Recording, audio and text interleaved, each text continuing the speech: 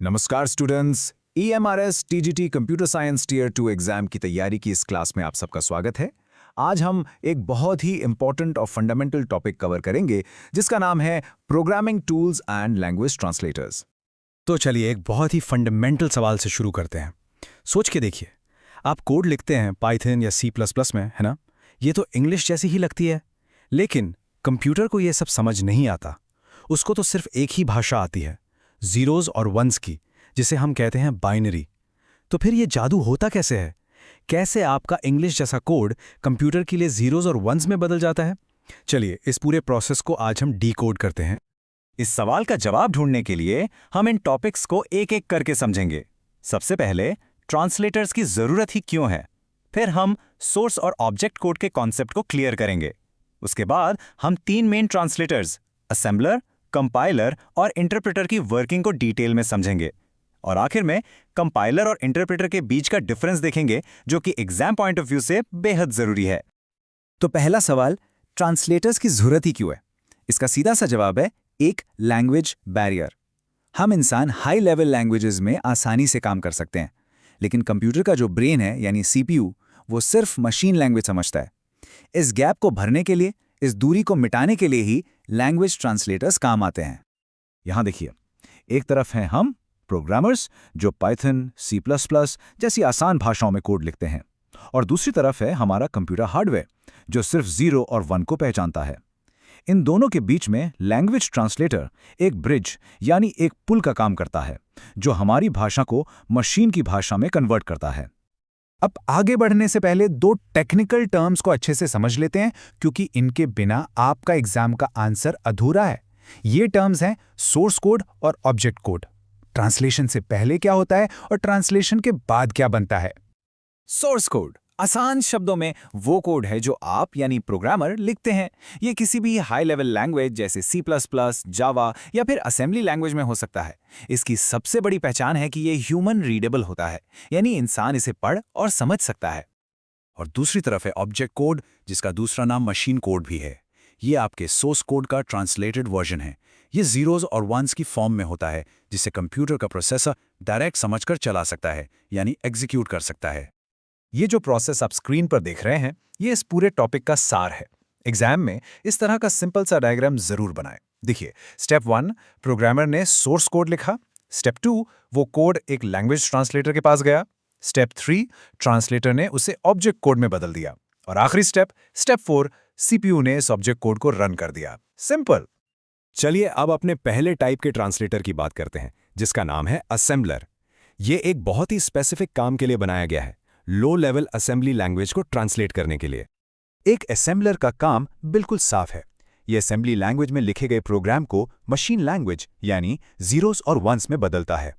आपको पता होना चाहिए कि असेंबली लैंग्वेज मशीन के हार्डवेयर के बहुत करीब होती है, पर ये बाइनरी के बजाय इंग्लिश के छोटे छोटे वर्ड्स का इस्तेमाल करती है। असेंबलर के बारे में ये 3 बातें हमेशा याद रखें। पहला, ये सिर्फ और सिर्फ असेंबली लैंग्वेज को ट्रांसलेट करता है। दूसरा, असेंबली लैंग्वेज में इंस्ट्रक्शन के लिए मेमोनिक कोड्स यूज होते हैं, जैसे ऐड जोड़ने के लिए या MOV डेटा मूव करने के लिए। और तीसरा, इससे जो मशीन कोड बनता है वो मशीन डिपेंडेंट होता है, यानी नॉन पोर्टेबल। एक मशीन का कोड दूसरे पर नहीं चलेगा। ओके, अब आते हैं हमारे दो सबसे important high level language translators पर। इनमें से पहला है कंपाइलर। कंपाइलर के काम करने का तरीका आसान है। सोचिए जैसे कोई पूरी किताब को एक बार में पढ़कर उसे एक नई भाषा में ट्रांसलेट कर दे। ठीक उसी तरह कंपाइलर आपके पूरे प्रोग्राम को, चाहे वो 10 लाइन का हो या 10,000 लाइन का, एक साथ एट वंस मशीन कोड में कन्वर्ट कर देता है। तो कंपाइलर काम कैसे करता है? स्टेप 1, वो आपकी पूरी सोर्स कोड फाइल को इनपुट की तरह लेता है।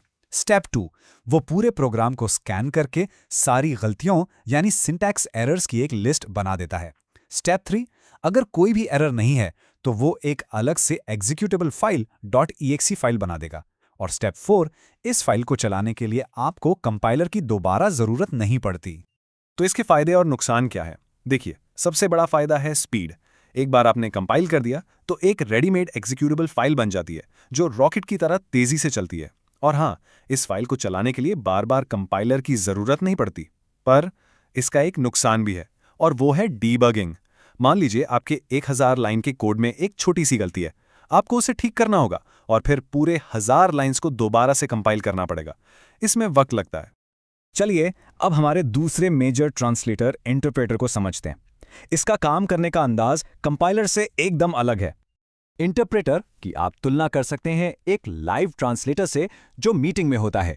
जैसे वो एक एक सेंटेंस सुनता है और उसे हाथ के हाथ ट्रांसलेट करता है, बिल्कुल वैसे ही इंटरप्रेटर आपके कोड की एक एक लाइन को पढ़ता है, उसे ट्रांसलेट करता है और उसे तुरंत एग्जीक्यूट कर देता है। इसका प्रोसेस देखिए। पहले प्रोग्राम की पहली लाइन ली जाती है, उसे ट्रांसलेट किया जाता है। अगर उस लाइन में कोई गलती है तो प्रोग्राम वहीं रुक जाता है। अगर लाइन बिल्कुल ठीक है तो सीपीयू उसे एग्जीक्यूट कर देता है। फिर ये अगली लाइन पर जाता है और सेम प्रोसेस रिपीट करता है जब तक प्रोग्राम खत्म ना हो जाए। इस लाइन बाय लाइन अप्रोच का सबसे बड़ा फायदा है डीबगिंग। गलती ढूंढना बहुत आसान हो जाता है क्योंकि इंटरप्रेटर आपको ठीक उसी लाइन पर रोक देता है जहां गलती है। लेकिन इसका नुकसान है स्पीड। प्रोग्राम धीमा चलता है क्योंकि हर बार जब आप प्रोग्राम रन करते हैं तो हर लाइन को बार बार ट्रांसलेट करना पड़ता है। कंपाइलर वर्सेस इंटरप्रेटर, ये एक ऐसा सवाल है जो आपके एग्जाम में आने के चांसेस बहुत ज्यादा हैं, इसलिए इस टेबल को बहुत बहुत ध्यान से समझें। अब ये टेबल ये आपके एग्जाम के लिए गोल्ड माइन है। पहला पॉइंट देखिए, इनपुट। कंपाइलर पूरा प्रोग्राम एक झटके में ले लेता है, वहीं इंटरप्रेटर एक एक लाइन करके पढ़ता है। अब आइए आउटपुट पर। कंपाइलर आपको एक रेडीमेड फाइल देता है, ऑब्जेक्ट कोड। इंटरप्रेटर कोई फाइल नहीं बनाता, सब काम लाइव होता है। स्पीड की बात करें तो जाहिर है कंपाइलर जीत जाता है। और सबसे इंपॉर्टेंट, एरर डिटेक्शन। कंपाइलर आपको सारी गलतियों की एक लंबी लिस्ट दे देगा, जबकि इंटरप्रेटर जैसे ही उसे पहली गलती मिलती है वही रुक जाता है। यही तो वो की डिफरेंसेस हैं जो आपको एग्जाम में लिखने हैं। तो चलिए एकदम फटाफट से पूरे टॉपिक को रिवाइज करते हैं। ये 5 पॉइंट्स अपने दिमाग में बिठा लीजिए। पहला, कंप्यूटर सिर्फ मशीन लैंग्वेज जीरोज और वन समझता है। दूसरा, ट्रांसलेटर्स का काम सोर्स कोड को ऑब्जेक्ट कोड में बदलना है। तीसरा, असेंबलर असेंबली लैंग्वेज के लिए होता है। चौथा, कंपाइलर पूरा प्रोग्राम एक साथ ट्रांसलेट करता है, इसलिए फास्ट होता है। और पांचवा, इंटरप्रेटर लाइन बाय लाइन करता है, इसलिए स्लो होता है, पर डीबगिंग आसान होती है। और हाँ, अगर एग्जाम में इस टॉपिक से 4 मार्क का सवाल आ जाए तो पूरे मार्क्स के लिए आपको ये स्ट्रक्चर फॉलो करना है। सबसे पहले लैंग्वेज ट्रांसलेटर की डेफिनेशन और उसकी ज़रूरत बताएं। फिर तीनों टाइप्स को उनकी वर्किंग के साथ एक्सप्लेन करें। एक छोटा सा ट्रांसलेशन प्रोसेस का डायग्राम बनाएं और एंड में कंपाइलर और इंटरप्रेटर का कंपैरिजन टेबल ज़रूर बनाएं। और जाते जाते एक सवाल आपके लिए। सोचिए, अगर कोई नया स्टूडेंट कोडिंग सीखना शुरू कर रहा है तो उसके लिए कौन सा ट्रांसलेटर बेहतर है, कंपाइलर या इंटरप्रेटर? बिल्कुल सही, इसका जवाब है इंटरप्रेटर। क्यों? क्योंकि वो गलती होने पर तुरंत बताता है कि गलती कहाँ है और किस लाइन में है, जिससे एक बिगिनर के लिए अपनी गलतियों को समझना और उन्हें ठीक करना यानी डीबग करना बहुत आसान हो जाता है। इस टॉपिक को अच्छे से रिवाइज करें। धन्यवाद।